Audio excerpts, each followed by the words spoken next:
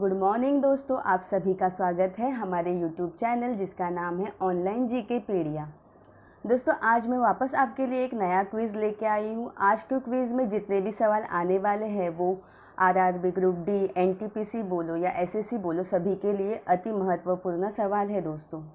तो हर एक सवाल के जवाब आप मुझे कमेंट बॉक्स में कीजिएगा और ये जो वीडियो है वो अंत तक देखिएगा, ठीक है। अगर आप मेरे चैनल पर नए हो तो प्लीज़ पहले सब्सक्राइब कीजिएगा। तो हम बढ़ते हैं हमारे पहले सवाल की और हमारा पहला सवाल क्या है। बंगाल के किस नवाब ने मुर्शिदाबाद से मुंगेर राजधानी परिवर्तित की? ये रहे आपके ऑप्शंस और आपका समय शुरू होता है अब।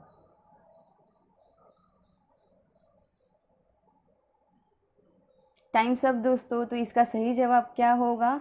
इसका सही जवाब होगा ऑप्शन सी, मीर कासिम। ठीक है, हम बढ़ते हैं हमारे अगले सवाल की और अगला सवाल है कांजीरंगा राष्ट्रीय उद्यान किस राज्य में स्थित है? ये रहे आपके ऑप्शंस और आपका समय शुरू होता है अब। टाइम्स अप दोस्तों। तो इसका सही जवाब क्या होगा? इसका सही जवाब होगा ऑप्शन सी, असम। ठीक है, हम बढ़ते हैं हमारे अगले सवाल की ओर। अगला सवाल क्या है दोस्तों? विश्व स्वास्थ्य मतलब वर्ल्ड हेल्थ दिवस कब मनाया जाता है? ये रहे आपके ऑप्शंस और आपका समय शुरू होता है अब दोस्तों। जल्दी जल्दी जवाब दीजिएगा, फास्ट। टाइम्स अप दोस्तों। तो इसका सही जवाब क्या होगा? इसका सही जवाब होगा ऑप्शन ए होगा 7 अप्रैल। ठीक है, यह अप्रैल का मंथ चालू है दोस्तों और हमने 7 अप्रैल को विश्व स्वास्थ्य दिवस मनाया था। तो आप मुझे कमेंट करके बताइएगा विश्व स्वास्थ्य दिवस 2020 की थीम क्या थी। ठीक है, हम आगे बढ़ते। अगला सवाल क्या है? श्वेत फॉस्फरस अंधेरे में किस कारण चमकता है या द्वीप होता है दोस्तों? ये रहे आपके ऑप्शंस और आपका समय शुरू होता है अब। जल्दी जल्दी जवाब दीजिएगा, फास्ट। टाइम्स अप दोस्तों। तो इसका सही जवाब क्या होगा? ऑप्शन बी होगा मंद ऑक्सीकरण, या इंग्लिश में बोला जाता है स्लो ऑक्सीडेशन की वजह से जो वाइट फॉस्फोरस है वो अंधेरे में क्या होता है? चमकता है। हम बढ़ते हैं हमारे अगले सवाल की और अगला सवाल क्या है? तारापुर परमाणु बिजली घर। ठीक है, तारापुर परमाणु बिजली घर देश के किस राज्य में स्थित है? ये रहे आपके ऑप्शंस और आपका समय शुरू होता है अब। टाइम्स अप दोस्तों। तो इसका सही जवाब क्या होगा? ऑप्शन डी होगा महाराष्ट्र। ठीक है, ये जो तारापुर बिजली घर है वो कहाँ पे है? तो महाराष्ट्र में है। ठीक है, तो आप मुझे महाराष्ट्र के बारे में सब कुछ बताइएगा, कमेंट कीजिएगा दोस्तों। हम आगे बढ़ते हैं। हमारा अगला सवाल क्या है? अगला सवाल है विश्व कैंसर दिवस दुनिया भर में कब मनाया जाता है? ये रहे आपके ऑप्शंस और आपका समय शुरू होता है अब। जल्दी जल्दी जवाब दीजिएगा, फास्ट। टाइम्स अप दोस्तों। तो इसका सही जवाब क्या होगा? इसका सही जवाब होगा ऑप्शन बी, 4 फरवरी। ठीक है, 4 फरवरी होगा। इस साल हमने विश्व कैंसर दिवस मनाया, तो आप मुझे 2020 की विश्व कैंसर दिवस की थीम क्या थी कमेंट करके बताइएगा। हम बढ़ते हैं हमारे अगले सवाल की और अगला सवाल क्या है दोस्तों? अगला सवाल है पंडित शिव कुमार शर्मा का संबंध किस वाद्य यंत्र से है? ये रहे आपके ऑप्शंस और आपका समय शुरू होता है अब। जल्दी जल्दी जवाब दीजिएगा, देखते हैं कौन पहले कमेंट करता है, फास्ट। टाइम्स अप दोस्तों। तो इसका सही जवाब क्या होगा? इसका सही जवाब होगा ऑप्शन डी, संतूर। ठीक है, ये जो पंडित शिव कुमार शर्मा जी है वो कौन से वाद्य यंत्र से संबंधित है? तो संतूर। हम आगे बढ़ते हैं। हमारा अगला सवाल क्या है? भारत की संचित निधि से राज्यों को सहायता अनुदान किसकी सिफारिश पर दी जाती है दोस्तों? ये रहे आपके ऑप्शंस और आपका समय शुरू होता है अब।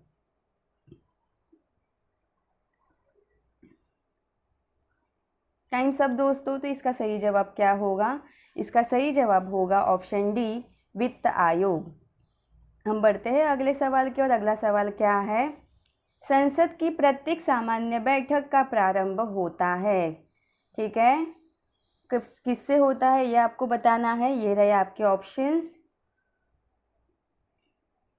आपका टाइम शुरू होता है अब।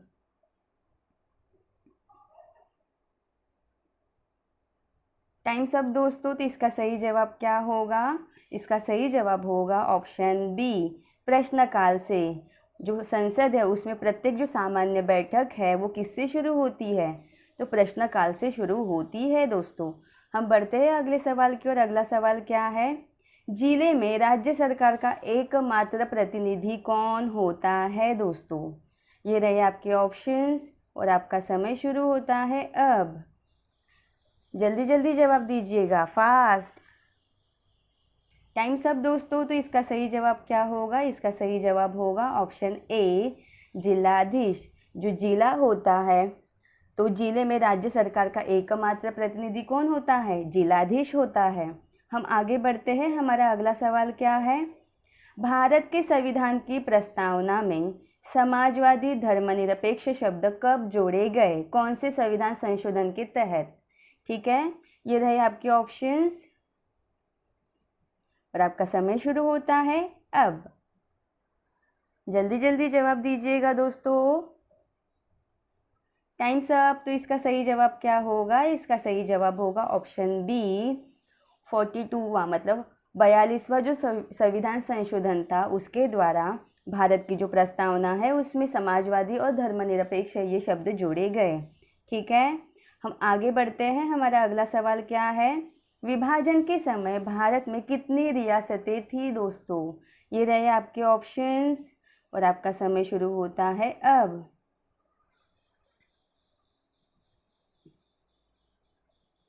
टाइम्स अप दोस्तों, तो इसका सही जवाब क्या होगा? ऑप्शन सी होगा 562। कितना? 562। जब भारत का जब विभाजन हो रहा था उस समय भारत में कितनी रियासतें थी दोस्तों? तो 562। हम आगे बढ़ते हैं। हमारा अगला सवाल क्या है? निम्न में से कौन सी एक संवैधानिक संस्था नहीं है, पूछा है। ठीक है, ये रहे आपके ऑप्शंस और आपका समय शुरू होता है अब। जल्दी जवाब दीजिएगा।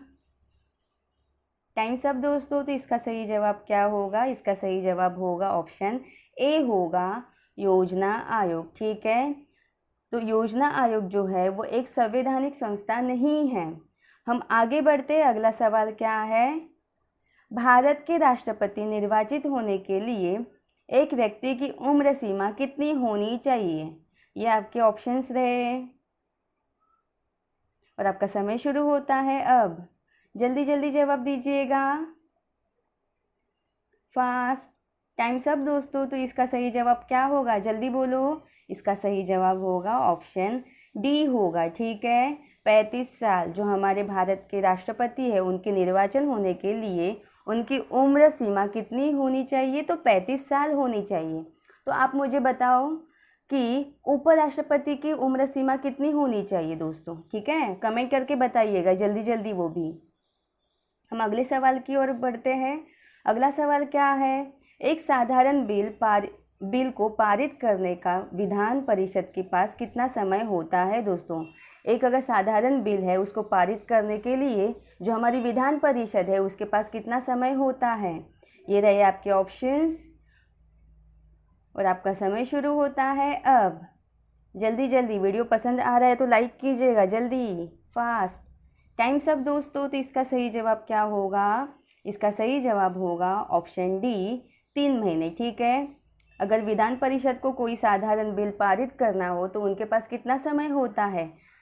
3 महीने का समय होता है दोस्तों। हम आगे बढ़ते हैं। अगला सवाल क्या है दोस्तों?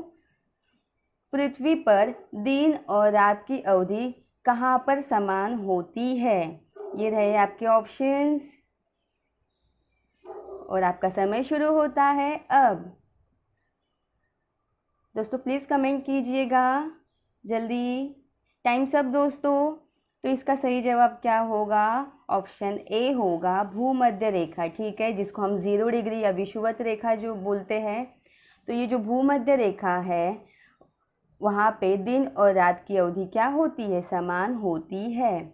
हम आगे बढ़ते हैं। हमारा अगला सवाल क्या है, दक्षिणी अमेरिका का सबसे बड़ा नगर कौन सा है दोस्तों, निम्नलिखित में से बताना है। ये रहे आपके ऑप्शंस और आपका समय शुरू होता है अब।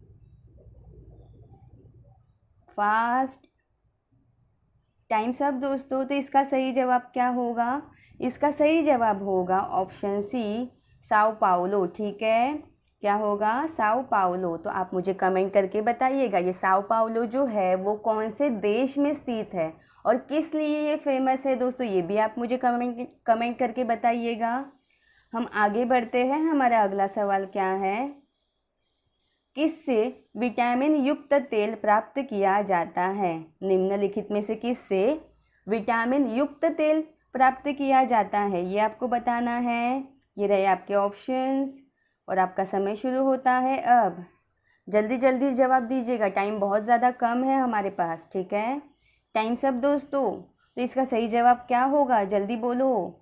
इसका सही जवाब होगा ऑप्शन सी, मछली से। ठीक है, मछली का जो लीवर होता है, हम बोलते हैं कॉड लीवर ऑयल बोलते हैं ना, वो किससे प्राप्त होता है दोस्तों, तो मछली से प्राप्त होता है। तो आप मुझे कमेंट करके बताइएगा इसमें कौन सा विटामिन प्रेजेंट होता है।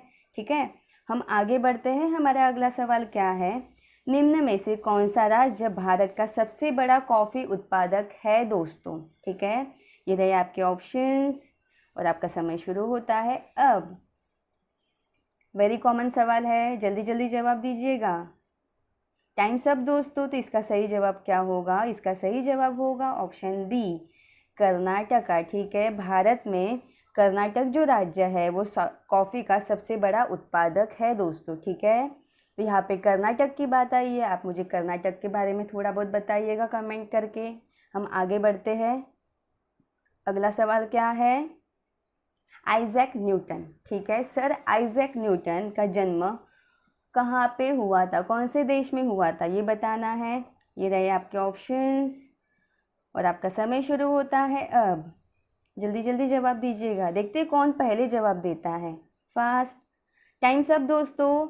तो इसका सही जवाब क्या होगा, इसका सही जवाब होगा ऑप्शन सी, इंग्लैंड के। ठीक है, आइजैक न्यूटन जो थे वो इंग्लैंड के थे दोस्तों, वहाँ पे उनका जन्म हुआ था। तो यहाँ पे इंग्लैंड की बात आई है, तो आप मुझे इंग्लैंड के बारे में आपको जितना भी कुछ पता हो, जितने भी फैक्ट्स पता हो, आप मुझे कमेंट करके बताइएगा। हम आगे बढ़ते हैं। हमारा अगला सवाल क्या है, इंद्रधनुष सदैव किस दिशा में बनता है दोस्तों, वेरी इंपॉर्टेंट सवाल है। ये रहे आपके ऑप्शंस और आपका समय शुरू होता है अब। जल्दी जल्दी जवाब दीजिएगा, टाइम्स अप दोस्तों। तो इसका सही जवाब क्या होगा, सूर्य के विपरीत दिशा में। जो हमारे इंद्रधनुष है वो हमेशा सूर्य के विपरीत दिशा में ही बनता है, हमेशा याद रखिएगा ये चीज़, एग्जाम में बहुत बार पूछा गया है। हम आगे बढ़ते हैं। हमारा अगला सवाल क्या है, लेंस की क्षमता का एसआई मात्रक क्या है, एसआई यूनिट पूछा है किसका, लेंस की क्षमता का।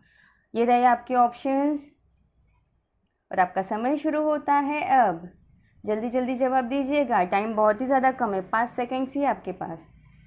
टाइम्स अप दोस्तों। तो इसका सही जवाब क्या होगा, ऑप्शन ए होगा। तो लेंस की क्षमता का एसआई यूनिट क्या है, डायोप्टर है। ठीक है, डायोप्टर। तो हम आगे बढ़ते हैं। हमारा अगला सवाल क्या है, निम्न में से सर्वग्राहकता, ठीक है, एक्सेप्टर मतलब, निम्न में से सर्वग्राहकता किस रक्त समूह को कहा जाता है, सर्वग्राही जिसे बोला जाता है हिंदी में। और ठीक है, तो ये रहे आपके ऑप्शंस और आपका समय शुरू होता है अब। जल्दी जल्दी बताइएगा, फास्ट टाइम्स अप दोस्तों। तो इसका सही जवाब क्या होगा, इसका सही जवाब होगा ए बी। ठीक है, ए बी पॉजिटिव होगा दोस्तों।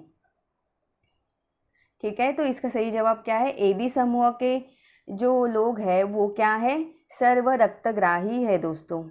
तो मुझे आप बताओ, सर्व रक्तदाता कौन से ब्लड ग्रुप को कहा जाता है। ठीक है, कमेंट करके बताइएगा। हम आगे बढ़ते हैं। हमारा अगला सवाल क्या है, द ग्रेट रेबेलियन नामक पुस्तक किसने लिखी है? द ग्रेट रेबेलियन नामक पुस्तक किसने लिखी है? ये रहे आपके ऑप्शंस और आपका समय शुरू होता है अब। जल्दी जल्दी जवाब दीजिएगा, फास्ट। टाइम्स अप दोस्तों। तो इसका सही जवाब क्या होगा? Option C, Ashok Mehta. ठीक है, जो अशोक मेहता है उन्होंने द ग्रेट रेबेलियन नामक पुस्तक लिखी है दोस्तों। हमारा अगला सवाल और आज के क्विज का आखिरी सवाल है दोस्तों। सब इस सवाल का जवाब देंगे फटाफट। हाँ, किस तारीख को गांधी जी ने दांडी यात्रा शुरू की थी दोस्तों? आपको डेट बतानी है। ये रहे आपके ऑप्शंस और आपका समय शुरू होता है अब। जल्दी जल्दी जवाब दीजिएगा, आखिरी सवाल है, फास्ट। टाइम्स अप दोस्तों। तो इसका सही जवाब क्या होगा? ऑप्शन सी होगा, 12 मार्च 1930। ठीक है, जो गांधी जी थे हमारे, उन्होंने दांडी यात्रा कब शुरू की थी? 12 मार्च 1930 में। ठीक है, तो दोस्तों ये था हमारा आज के क्विज़ का आखिरी सवाल। आई होप आपको आज का क्विज़ पसंद आया होगा। आज के क्विज़ में आपके कितने मार्क्स आए आप मुझे प्लीज़ कमेंट बॉक्स में कमेंट करके बताइएगा। अगर वीडियो पसंद आए तो प्लीज़ इसे लाइक एंड शेयर कीजिएगा, साथ ही साथ सब्सक्राइब करके बेल बटन प्रेस कीजिएगा। धन्यवाद। जय हिंद।